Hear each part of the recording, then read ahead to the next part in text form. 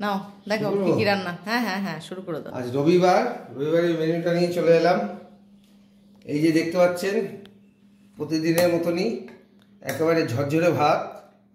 যাক আজ ঝড়ো ঝড়ো বললে না? ঝরঝরো ও ঝরঝরে ভাত। এটা দেখুন, এটা হচ্ছে কচুর লতি চিংড়ি মাছ দিয়ে, দেখেছেন? অল্প একটু অল্প হয়েছে, দারুণ রং হয়েছে, অসাধারণ খেতে। এটা দেখুন আলু পটলের দম, ঘন ঘন কষা কষা আলু পটলের দম, দেখতে পাচ্ছেন?